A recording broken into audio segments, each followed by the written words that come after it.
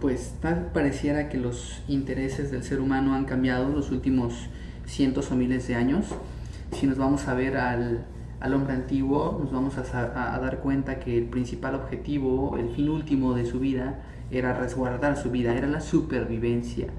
Y prácticamente todos los mecanismos biológicos, genéticos, todo su pensamiento, su cerebro, pues estaban centrados en ese fin último, el de sobrevivir. Eso desde luego implicaba satisfacer sus necesidades alimenticias, escapar de depredadores y reproducirse.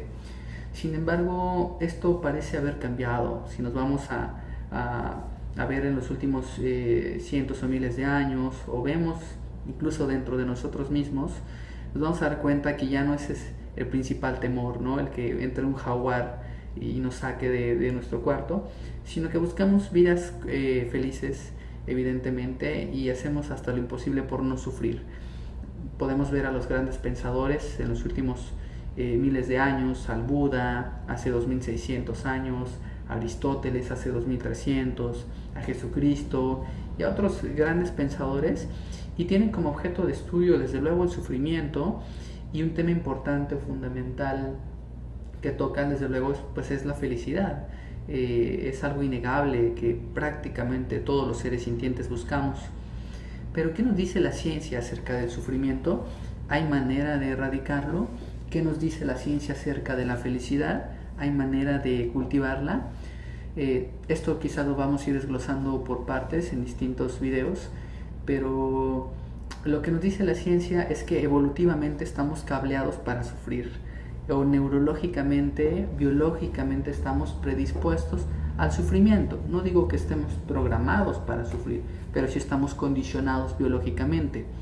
Por ejemplo, uno de los apaños evolutivos más útiles ha sido el miedo, porque gracias al miedo un individuo o el hombre antiguo mismo, luego de escuchar ruido detrás de los matorrales, despliega esa experiencia, y esto le permite aumentar la cantidad de adrenalina, aumentar la cantidad de sangre y oxígeno en los músculos grandes, que le permitan huir, le permitan correr o le permitan luchar.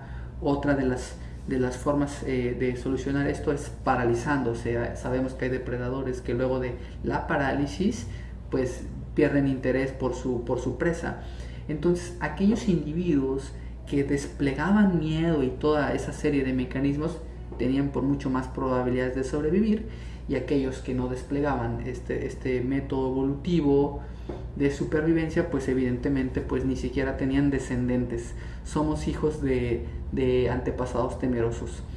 Pero esas mismas vías neurológicas que se activaban hace cientos o miles de años, que nos permitieron sobrevivir, se activan hoy en día ante algo imaginario. Nos imaginamos una catástrofe, experimentamos miedo. Podemos tenerle miedo a un examen, miedo a enfermar, miedo a estar solos, miedo a muchas cosas. Entonces, esto ya no es fisiológico y ya no es útil evolutivamente, pero este es el resultado de esas vías neurológicas. Es por eso que estamos condicionados a sufrir. Otro ejemplo es el apego. El hombre antiguo que tenía apego por su grupo tenía más probabilidades de sobrevivir que un sujeto desapegado que estaba lejos del grupo. Evidentemente ese moría. Y eso es evolutivo, eso es fisiológico y nos fue útil. Pero hoy en día esas mismas vías neurológicas de apego las desplegamos a objetos, por ejemplo, inmateriales, lo cual es poco adaptativo y nos condiciona una fuente importante de sufrimiento, porque tenemos apego a un objeto impermanente que va a caducar, que se va a romper, que se va a descomponer, y cuando ocurra eso pues vamos a sufrir. Y quizás uno de los más difíciles de manejar es el apego a las personas. No hay que confundir apego con amor, que eso pudiera ser tema de otra charla. El apego, que es esa necesidad psicológica de retener a esa persona porque te gusta cómo se siente, vamos a considerarla insana. Un ejemplo, tenemos apego a nuestra pareja y por si fuera poco, nuestra pareja no nos quiere. Entonces, invariablemente ese apego va a estar vinculado o va a estar seguido por sufrimiento. Por lo tanto, aquello que nos fue útil hace cientos o miles de años, hoy en día nos hace sufrir.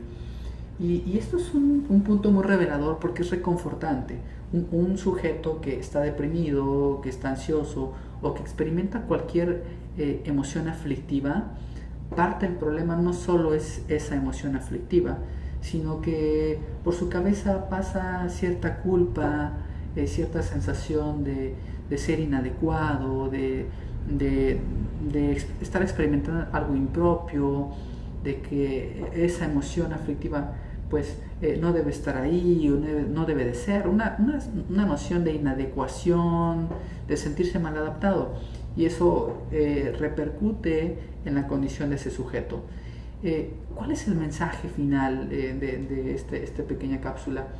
Que cuando experimentemos cualquier tipo de sufrimiento emocional, vale la pena que, aunque sea por un pequeño instante, se active por nuestra mente, o pase por nuestra mente este razonamiento. Estamos biológicamente condicionados para sufrir. No es algo que estemos haciendo mal, por ejemplo, es algo a lo que estamos condicionados.